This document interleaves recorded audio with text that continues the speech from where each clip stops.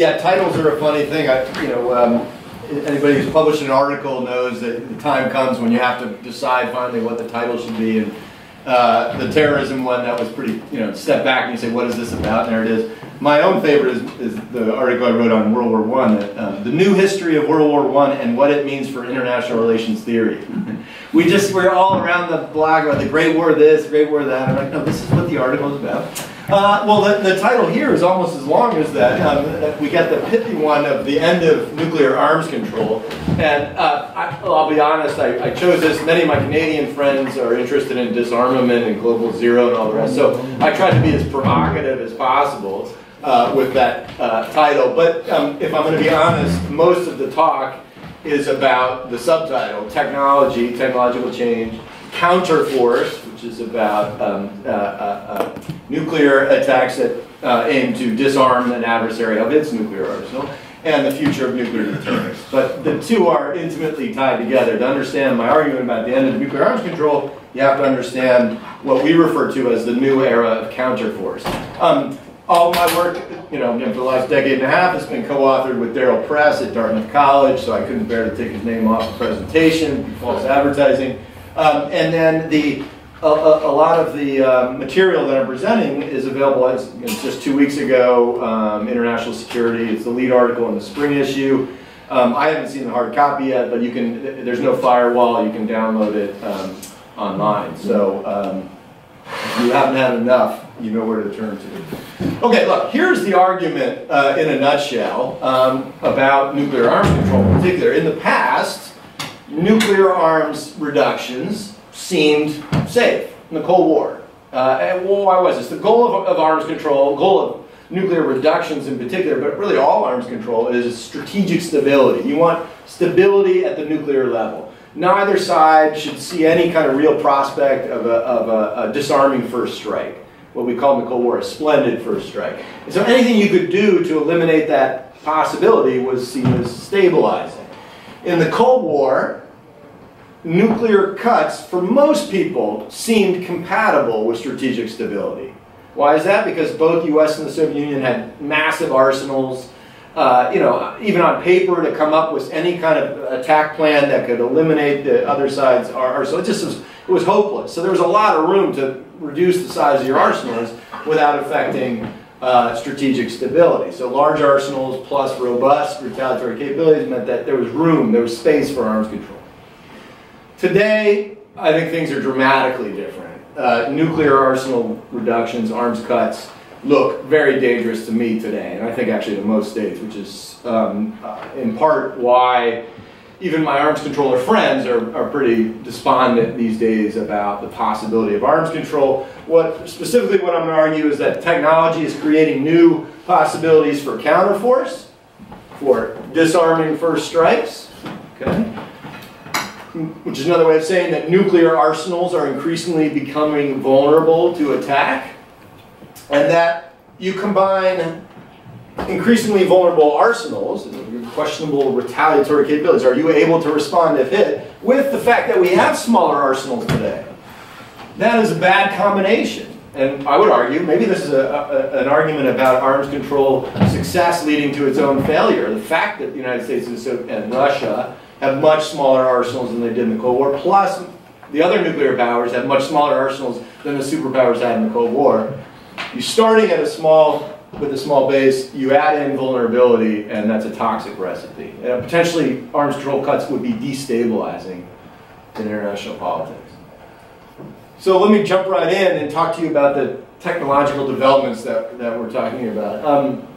And as I do this, I want to emphasize that at a certain point, every time I talk about this material, I step back and say, wow, I'm in the weeds talking about a nuclear capability of a B-61 bomb and all the rest. And I'm always worried I'm going to scare people off. And it depends on the audience. A lot of people that excites them and others are scared off. But just understand that the reason to delve into the technological changes and their impact on kind of operations and strength is because it has big policy implications. And that we're saying that there are changes going on that are going to lead to greater instability in terms of deterrence, greater deterrence failure, possibility of first strike. So everything is motivated by that, not just that we think it's cool that B61 has a dial yield variable, which is kind of cool. Okay, what are the trends? What are the technological trends? Everything comes out of the computer revolution. Specifically, what we'll talk about are great leaps in weapons accuracy, both in terms of nuclear and conventional accuracy. I'll talk about the impact on nuclear weapons, because that is rarely talked about. And then I will also talk a bit about the revolution in remote sensing, which we are familiar with in all kinds of other walks of life, but when it comes to, say, hunting mobile missiles on the Korean Peninsula, you may not be up to date on I think some of the combined effects. And of course, all of this wouldn't mean anything if we weren't able to process the information that we're getting through remote sensing in particular and send it to commanders, etc.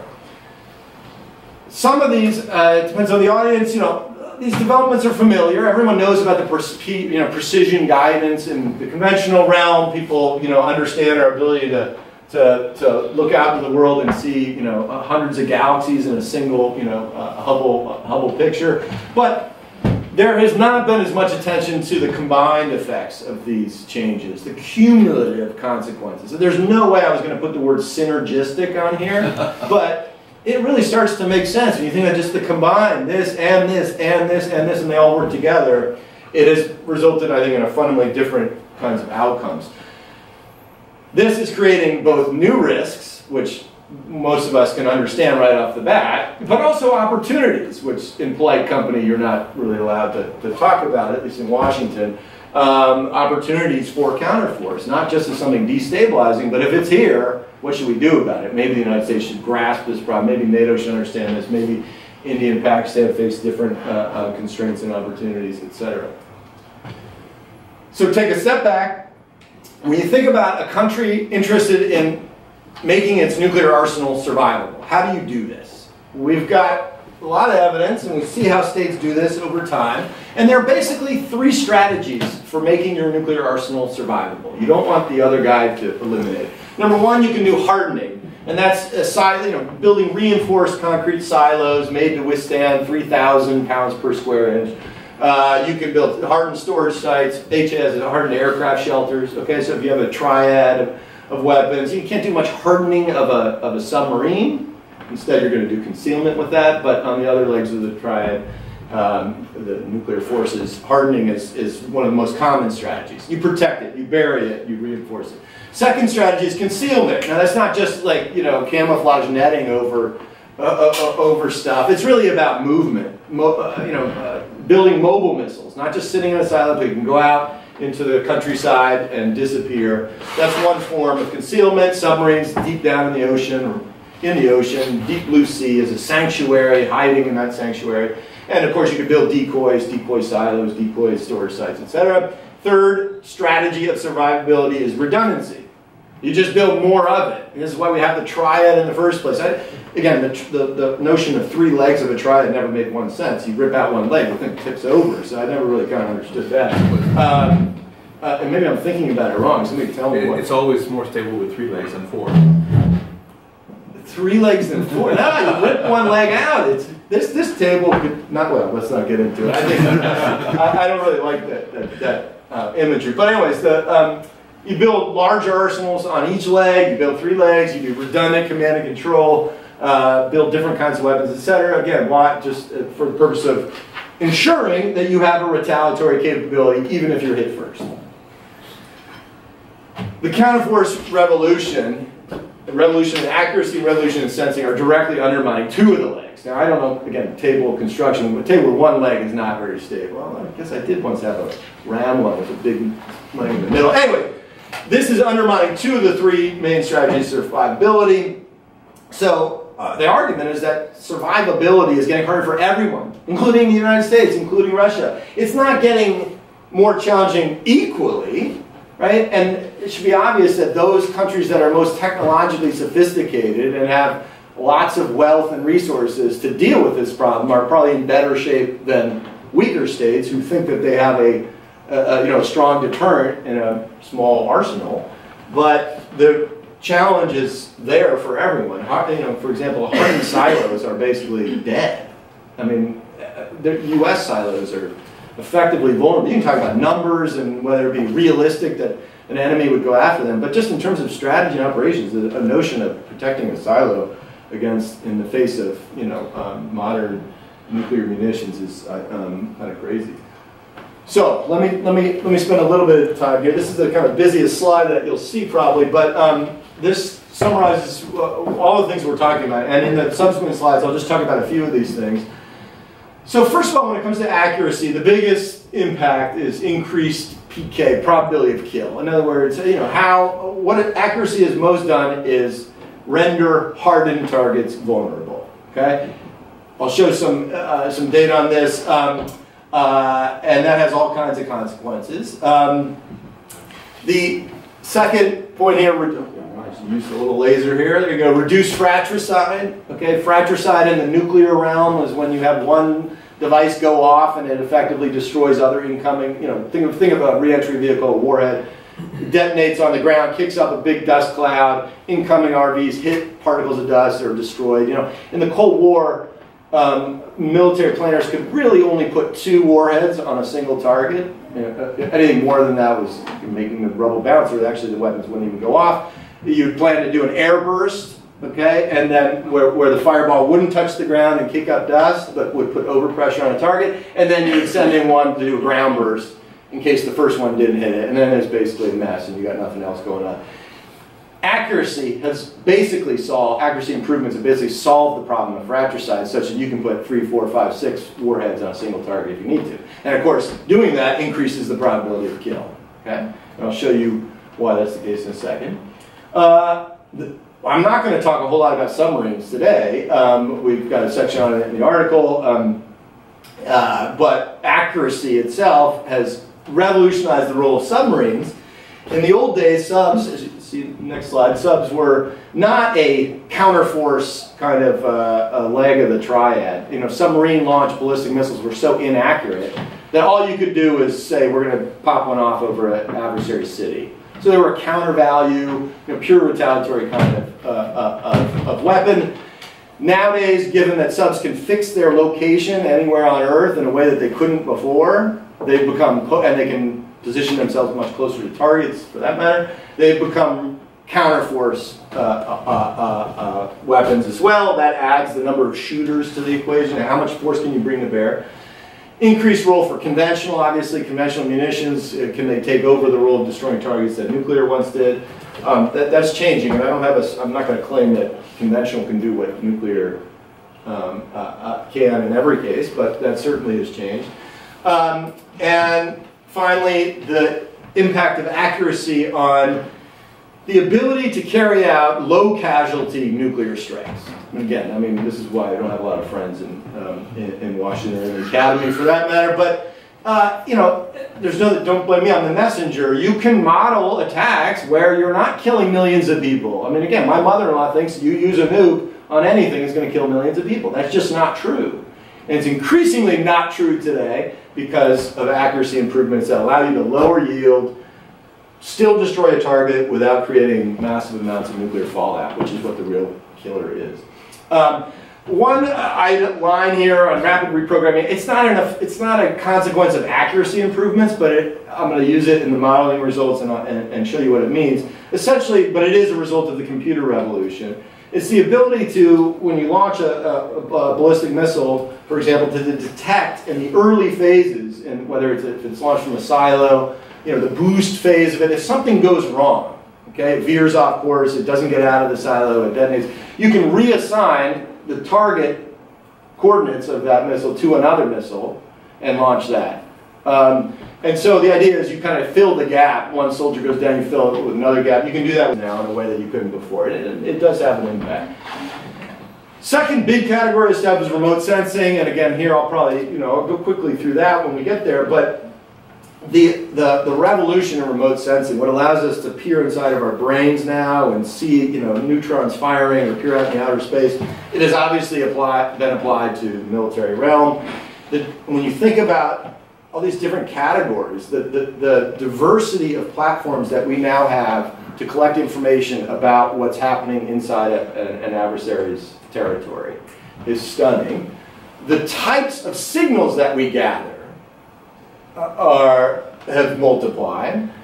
The ability to sense and observe in a persistent way, not just a flash here, a flash there. You know, again, the Cold War, when we first had Corona satellites, right? They would have film, and they would fly over, take a picture, or and eject the canister once all the film was done, and it would float down to Earth, and a plane would come by and grab it out of the air and take it back to base. The camera roll was transferred, to the Pentagon. They had to process the film. They had to then give it to an analyst to examine it, and then it makes its way, if it's important enough, to commanders, right? That is just ancient history now, right? Real-time, persistent coverage, down to resolution has changed. Again, this is all open source. I don't even have a security clearance because I don't want one. And the open source 4-inch resolution now. I mean, compared to 12 feet in the core for like a sophisticated satellite, and it's probably arguably even better than less than 4-inch resolution on a satellite from outer space. Isn't this amazing? The ability to process all that information, gather it, process it quickly, send it to commanders, sometimes to pilots in the air receiving that information directly to program coordinates into their weapons to use immediately. It's pretty stunning. Okay, let's get right to it. The effects of accuracy. What do we mean by improved accuracy? Is it just we can be more accurate with stuff? Yeah, of course. What we have here is on the x-axis we have ICBMs on the left in 1985 ICBMs versus 2017 ICBMs. Over here are SLBMs, sea-launched ballistic missiles fired off subs. 1985 here in front, versus 2017, we have two types of sea-launched ballistic missiles, W-88 warheads at 455 kilotons, the big ones, and W-76, still big, 355 kilotons on these. Okay, the main point here is, let's first look at ICBMs. This is all against a 3,000 PSI target. So imagine a very hard reinforced silo. And all we're doing is taking the same formulas that military nuclear targeters have used forever, which calculate lethal radius using yield and hardness of the target, single shot kill probability using lethal radius and accuracy, that's CEP, and you multiply it by reliability and you get your predicted kind of outcome of an attack. Well, in 1985 ICBM had about a 55% chance of destroying an adversary silo, again, assuming, 55% chance. It had this pretty significant chance of missing, and then across the top line here, this is all reliability. This is just, military planners assume 20% reliability, 20% failure of anything. So you take 10 missiles and you launch them, you're assuming 2 are going to fail for mechanical reasons. It doesn't, the boost phase problem, or once it's in space, the RVs don't separate from the bus, and there are all kinds of things that go wrong. This is rocket science, right? It's difficult. Now, 20% is far too conservative, and we'll relax that assumption in a second, but we'll go with what most people have said. In 2017, big increase in the hit probability, much smaller miss. The real dramatic increase in particular is with submarines. Again, back 9% chance of destroying a silo. That's why it was not a counterforce weapon in the Cold War. Nowadays, you've essentially eliminated the miss category. In particular, talking about an accuracy of a W-88 warhead, 90 meter CEP compared to 100, etc. For others. I guess what I want to show before moving on here is for the fratricide point. Why can you now put 4, 5, 6 weapons, if you wanted to, on a target? It's because the fratricide danger comes in only in this category, where it gets to the target, but it misses it. In other words, it doesn't destroy it, but it detonates, it creates that dust plume, particle debris cloud, where you can't then get in any other warheads. There are other fratricide problems, that's the main one. So the point is, over here, you launch it, it is most likely going to land nearby, detonate, and then protect the target because you can't get any other warheads in there. Nowadays, if you fire a W-88 against a reinforced silo, it's going to get there, and it's probably going to kill it. But if it fails, it's not even getting close, right? The failures that occur at the top row are, again, it doesn't it never gets anywhere close to the target. There's not going to be a debris cloud created by a miss in that instance. That's why it's just a failure. So, again, I don't know, maybe that's not the best way to describe why the fratricide problem is gone, or maybe you don't care because you think 6 warheads sounds pretty bad anyway. We'll get to that. Okay, so what are the results of this accuracy? Okay, and again, I think I talked about all the different implications of how subs have become shooters, how fratricide has disappeared. Let's just see the actual results. If we take a hypothetical target set, because it's one thing to talk about destroying one silo, but what do you got? You know, most of the time you got to destroy more. You're trying to disarm an adversary. You're going to have to eliminate their entire arsenal. Well, let's say 200 hard targets, which could consist of silos, mobile missile shelters, command and control targets. It is the case that 200 is roughly what we might consider for a strike against the Chinese strategic delivery systems, or a pretty ambitious North Korean strike. This was not lost on our handlers in Beijing when I gave this talk in the fall, who said, "Gee, why did you pick 200?"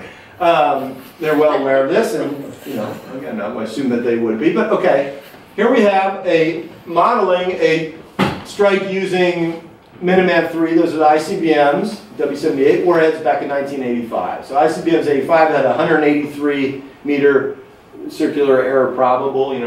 Half the time the warhead would land within 183 meter diameter circle placed around the target. Okay, that's what CEP is. Yield is 335 kilotons. Again, open source. It could be more, it could be a little less. Reliability at 0.8, standard practice. We're going to do a 2-on-1 attack. Probability to kill is pretty good. 0.79, but that's just for one. That's for one target. If you multiply it out, do the math. 42 surviving, say ICBMs on the other side. That does not look so good. I mean, not even like hair must kind of bad, but bad. So that's no good if you're thinking about it for a strike. Well, what about today's ICBMs? Well, we've got dramatic improvement in CEP, 120 meters in the W-78 and 90 meter CEP in W-88. The W-88's got a bigger yield, same reliability, same 2-on-1 attack, and your probability of kill has gone way up, but not good enough, really. I mean, I'm going to put these red. 13 surviving targets in the W-78 case and 8 surviving targets in the W-88 case. Again, maybe 8 is okay to you, but let's just assume 8, missiles, and they're MIRVed or something, and 3 or 4 warheads per each. It doesn't look so good. Probably even for Kingston here. Although I haven't modeled the fallout plume, so I don't know how. You guys are probably not doing so well. Let's see them coming in overhead, I guess, too. Okay, but let's start adding in all the different changes. First of all, realistic reliability. Again, we've given this talk. We've talked to weapons designers at national labs in the U.S. Who have strongly suggested that 80% reliability is way too conservative. I mean, we looked, and then we went and looked at all the Russian launches and their success rate, and we've looked at every time the U.S. pulls out a warhead. A missile, we take the warhead out and then we launch it from Vandenberg Air Force Base in California. Those things don't blow up routinely. This is not North Korea's testing record at all. So 0.90% seems rational, seems acceptable. We do that, all of a sudden we're down to 2 surviving targets. We do rapid reprogramming, which is what the R here is meant to signify. In other words, if you're within a few minutes you could replace any failures, then you get an extremely high probability of kill, over 99%, and 0 expected surviving targets. If you go up to 3-on-1, 3 warheads against a single target, you're also without reprogramming, you're also at 0. And the last development that we tried to model to show this, cumulative effects, is something called the compensated fuse that's being installed on all submarine launch weapons. It's already on the W-88s, according to open source, and all the other submarine warheads will have it. It's been called the superfuse, the dynamic superfuse. Ted Postel at MIT, who's a very smart guy, has done some analysis of this. Essentially what the fuse does, and this is purely in the realm of this is just neat, and that's what I'm telling you, most ballistic warheads fall on a ballistic trajectory. You can't steer them after they've left the bus and sort of imparted a spiral to the warhead. It just falls to the earth, right? But they do know where they are in terms of height, altitude to the ground, because the weapon is set to detonate at a certain altitude. Okay, and again, everything's programmed ahead of time to do this. There's some stellar updating again up when it's in space, when it's coming in. What a compensated fuse does to make up for inaccuracy is if this is the target and here's the warhead's coming in, and I'm normally going to detonate at this height. Okay, ideally it'd be right above the target. The overpressure goes down, crushes the target. Well, what if I'm off a little bit and I'm coming in way too low, right? If I detonate over here, I'm not going to destroy the target. What the compensated fuse does is it figures out how off course it is. It's got gyroscopes and all the rest. It can't correct for it, but what it can correct is the altitude at which it detonates. So if it's going to fall short, it doesn't detonate here. It goes lower and lower and lower and detonates here, which gets you closer to the target. Same thing if you're going long, you want to detonate earlier so that you're above designated ground zero as opposed to going too far and detonating at your altitude. It maybe doesn't sound dramatic, but it has a huge impact on hard target kill capability, upwards of 30% improvement. You talk about the W76 compensated fuse, and you add in reliability, you're down to 0 or 1 here as well. Okay. Now I look at the Scud hunt in the Gulf War. We couldn't find anything. This is over. Deterrence is solid and robust. We don't need to worry about anything. So we decided to do an analysis that would be kind of realistic about a mobile missile hunting campaign. So what we're going to do is we looked at a subset of capabilities that the United States in particular has when it comes to remote sensing, and we're going to model 3 different. My finger off the thing. Yeah, here we go. Satellites, okay, but we're only talking about SAR satellites, synthetic aperture radar satellites, for an important reason, which I'll tell you in 1 second. But there's also, of course, optical satellites, good old-fashioned, taking pictures, and other kinds of satellites. We're going to talk about standoff UAVs.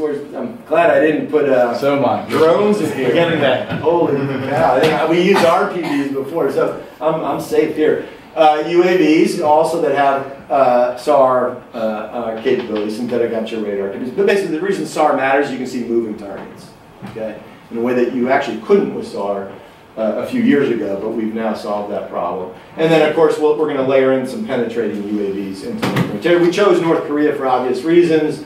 If you ask me where war can get started tomorrow, conventional war that could escalate to the nuclear level, I think North Korea is it. Fine, you want India, Pakistan, you can have that. You want NATO and Russia, you could have that.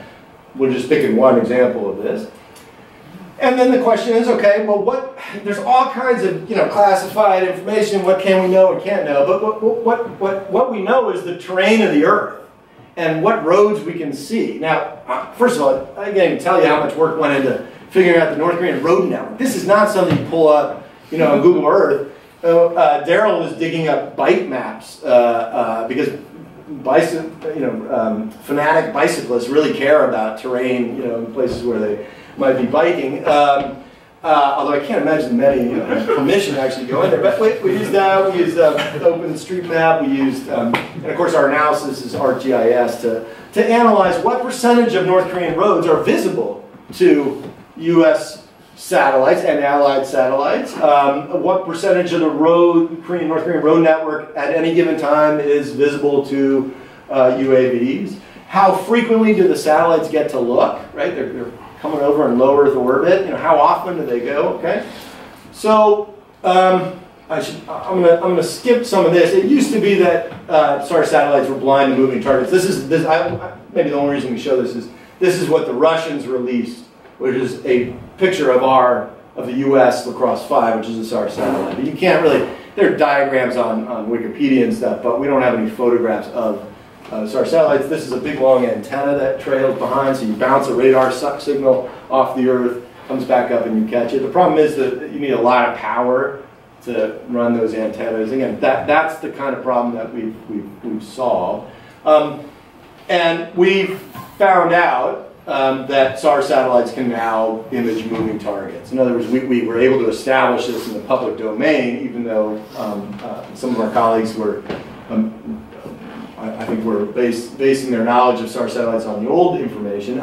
We used a bunch of unclassified studies about traffic imaging to kind of demonstrate this. Does anybody know where this is? That's East Ottawa. That's correct. Just coincidence. I didn't stick this in last night. No. That's suburbs of Orleans. There you go. So this is a bunch of Canadians did all the hard work for us to show us that you can track moving targets, direction and velocity, speed and in what direction. Okay, and what we then calculated is this figure, which is important, that a SAR satellite, going over Earth can basically image a 150-kilometer wide swath every time it goes over, which is equivalent to a 2-hour drive time for a TEL, transporter electric launcher, a mobile missile. Okay, so 2-hour drive time within that swath. Now we know about capabilities. That's great, but what about topography? How often do you get to look? And I'm certainly not going to go through this in too much detail, but these black dots are basically the satellite coming at you, and it circles around, and that dot moves around, okay, depending on its path. It's coming right over you. You can't, a SAR satellite that's directly over, say, a mobile missile garrison or a mobile missile, can't detect it. There's a nadir hole right beneath you, but slightly over to the side, then you can see everything. What we wanted to do is come up with some, again, measure of coverage, and we determined this as be a usable pass if it gave you 90% coverage of the North Korean road network in a pass. And we also looked at the number of SAR satellites open source that the US has and calculated how many times a day you could have a usable pass, and on average it's 2.5 times per day, okay, per SAR satellite. And then we put all this information together and aiming to come up with some measure of how long a mobile missile commander on the ground could expect to drive around without being detected. What window would that commander expect to have, knowing these capabilities?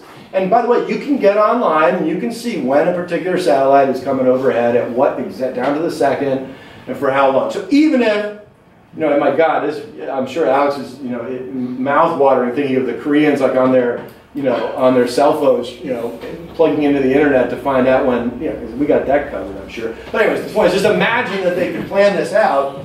What we did is we took U.S. SAR satellites. We have 6 known current SAR satellites. It's 15 usable passes per day. That would leave you 91 minutes between passes to scoot around. Maybe you could get from your garrison out to underneath a highway overpass and hide under there. And again, that's assuming we don't have other ways of detecting that. This is just the SAR satellite thing. But it's reasonable to assume that if we were involved in a conventional war with North Korea, and we had this mobile missile challenge in front of us, that we could get our allies to share their SAR satellite information with us. If we count Japan's, this is cumulative, right? So we're up to 18 if we do Japan. If we ask Israel to share their information, we've got 20. So let's just say we have cooperation with our dearest, closest allies at a moment of vital national interest. We got 50 usable passes per day. That leaves 24 minutes of supposedly unobserved time for a window for a mobile missile to get around. Now, again, is that too long? Too short? You tell me, especially if you're a mobile missile commander. But just note, it doesn't include any of the optical satellites, which are blocked if there's, clouds or at night. So, we just decided not to include that. Other kinds of satellites. It doesn't include commercial satellites. So there are all kinds of commercial SAR satellites that presumably we pressed into action if necessary. And it doesn't include, of course, the UAVs yet, and unattended ground sensors, which I won't get into, but it's actually pretty amazing. I mean, you can spread out unattended ground sensors that can detect the acoustic signatures of TELs, and TELs only at crucial road networks, and the batteries last for a long time. They only start operating if queued or not queued. I mean, there's just all kinds of stuff. But it starts, the next thing you know, I'll start talking about the magic dust that you can spread and it gets on the wheels. And then I sound really crazy, so I'm not going to go there.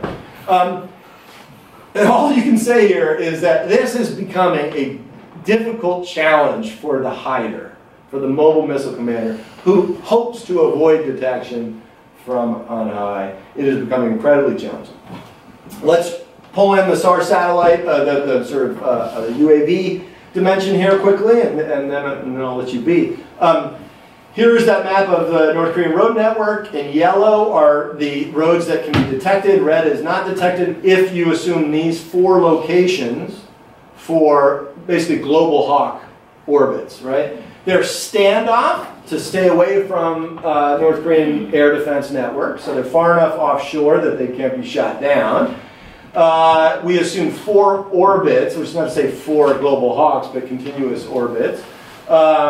We also have SAR capabilities on other aircraft, EP-3s and J-stars. So just imagine 4, it doesn't have to all be global hawks, but okay, imagine that.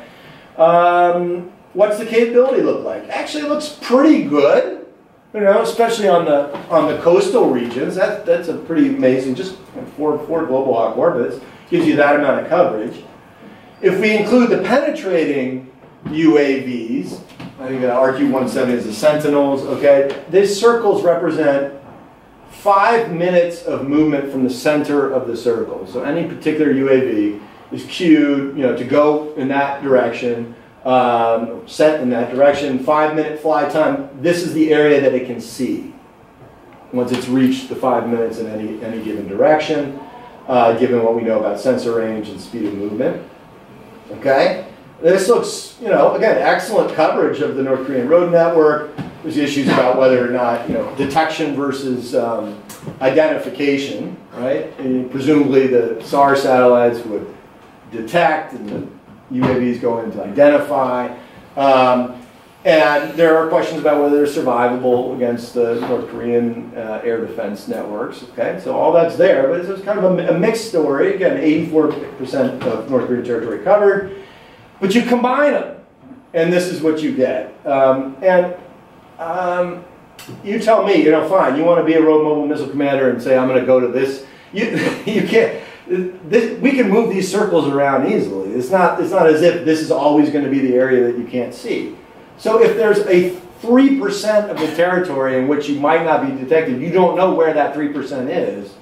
This looks pretty bad from the perspective of the hider in the face of a sophisticated seeker, okay? So again, if we imagine these 3 main strategies that nuclear states have had since the beginning of the nuclear era to protect their arsenals, we believe that accuracy improvements have dramatically undermined hardening, sensing improvements are dramatically undermined concealment, and again, if I was really taking a dig against my arms control friends, I'd say arms control is undermining the 3rd pillar of survivability, which is redundancy.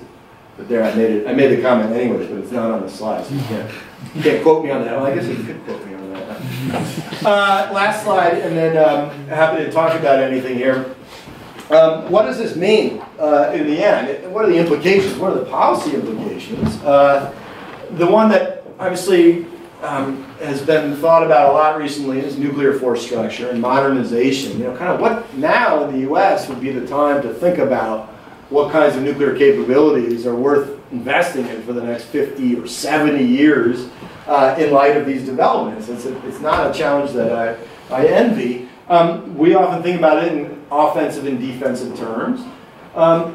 Defensively, again, thinking about the survivability of your own arsenal, there is a long-term, immediate, medium-term, long-term risk to building silos, new silos, reinforced silos. Again, just because it's a fixed target and there's limitations to how much hardening can occur, there's a big problem with that. You say, oh, well, that's fine. You still have the subs.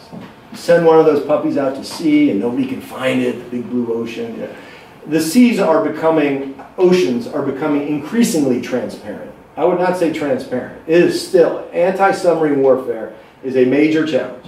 But the trends that we identify that have affected the other legs of the triad are also having a big impact on the hunt for submarines. And just 2 quick things. Number one is what we now know about the Cold War were that Russian subs were much more vulnerable than previously assumed. We now know that there were periods in which the US was trailing every Soviet SSBN from port out onto deter patrol and back, okay? And they didn't know that for a significant amount of time, and they only learned it based on the Walker spy ring that was broken up. And then it took them a number of years to address that vulnerability. That's why they moved up into the bastions and hid out there, because they knew that their subs now were vulnerable at sea. It also had to do with, you know, tapping into communications lines, etc. But we used to think of subs as this invulnerable leg of the triad, and we now know in the Cold War they weren't. And there are periods in which they were, and periods in which they weren't. So it was a variable. This is not a, you know, build it and that's the end of the problem. And nowadays, when you start talking about autonomous, here I think I can use drones, you know, sea drones. Literally they're, you know, on their own and not being piloted by, okay, well anyway. All kinds of capabilities that are increasingly making the seas more transparent than ever. Again, particularly if you're facing a sophisticated seeker and you're a hider. Now, if you've deployed a submarine, you're pretty sophisticated yourself, and it's still all kinds of problem about putting all your eggs in one basket. If you think subs are the way out of this problem, you've got a problem. Strategic stability. Okay, when and where around the world are the first strike instability fears that I'm alluding to likely to be most salient? You know, Pakistan and India. I mean, this is a big issue. Pakistan's official nuclear policy is to use nuclear weapons to deter and coerce a halt to any conventional conflict that would occur with India. India is deeply interested in eliminating Pakistan's ability to do that. Not just, I'm not even talking about cold start and everything you've heard about, but that literally building counterforce capabilities to take away that. The United States is thinking deeply about how to disarm North Korea before it can escalate in a conventional war. And again, we began to think of this in a way I didn't think was, I wasn't expecting when it comes to Russia and NATO. And then finally, and again, sorry for bait and switch if you thought I was going to get big into arms control theory, and I didn't, but I think it's enough to say that if you believe in these developments, it's hard to make an argument for the ability to get countries to reduce the size of their arsenals in particular. Arms cuts, in fact, might exacerbate the problem in a world in which we, a new era of counterforce. And I understand that for those arms control mavens here, you might say, oh, it's not just about quantity, but about quality or types of systems that you could regulate, control. And there, I think it's even more hopeless. I mean, you think about what kind of verification regime are you going to have for like accuracy? Your missiles can't be more accurate than 90 meters. You think anybody's going to allow the adversary to come and take a look inside this RV here and see how we do our guidance? It's just not, you want to know how the superfuse works? Well, good luck. You can find it on Wikipedia, but you're not going to be able to we're not going to let you in to see this. And by the way, last thing I'll say, many of the technologies that contribute to the increasing vulnerability of nuclear arsenals are not even necessarily in the military realm. Again, SARS satellites, looking at climate change, looking at traffic patterns, the computer revolution and data and big data, all these things that could potentially be used for counterforce targeting. It's not like you can reach out and control those through arms control. This is part of the fabric of any modern and even not so modern economy. So I threw a lot at you there. Pick whatever you'd like to respond to. I'm happy to mix it up. Thank you very much. I would like to come to the defensive part. The U.S. Northcom NORAD is sort of a project looking at the evolution of the two, of NORAD defense. And one of the things they're concerned about is Russian SLCMs, ALCMs, which could target strategic targets. If, based on what you said, do you include the vulnerability of U.S. Nuclear weapons, land-based, but also command and control to a new generation of Russian cruise missiles, which would again make the arsenal more vulnerable? If that's so, are we likely to see more emphasis on strategic defense, not BMD, but something else, because of the vulnerability of the U.S. arsenal and command and control given current technologies? Yeah.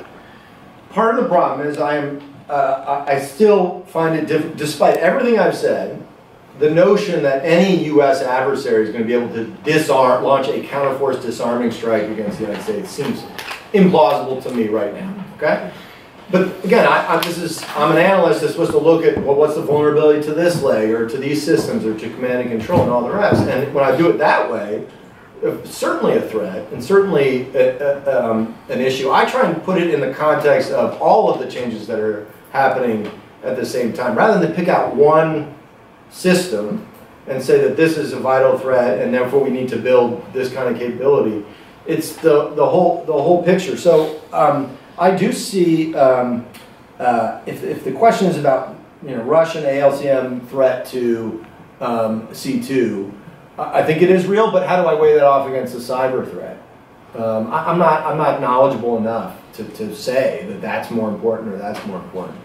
What I do know is that efforts to say not build the next generation cruise missile in the U.S. nuclear arsenal seems like a bad idea. I pretty much, there was a time when we were more reticent about revealing enough leg on how much counterforce we should build, in part because we don't want to get sucked into debates about, we need this system or that system. We're trying to approach it from a more analytical side. But in my mind, the counterforce capabilities are here.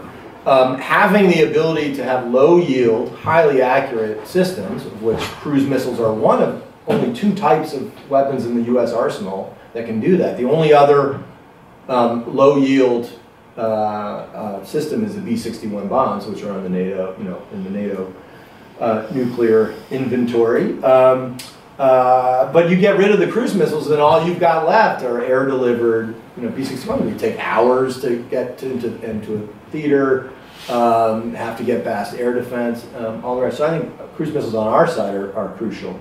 But I know that's not a direct answer to it. I think. What about the vulnerability?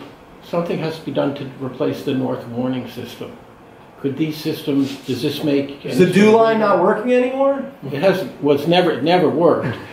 The North Warning System came in '85. Now apparently a decision has to be made what to do about that.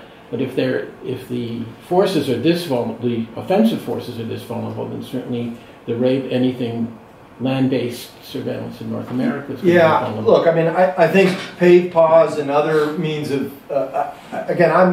If the Russians were to launch a ballistic missile attack against the United States or Canada, for that matter, it's going to be detected. I'm not worried about detection and our command and control. Again, there are issues of cyber threats to that, and there are kinetic threats that in regional context that might matter.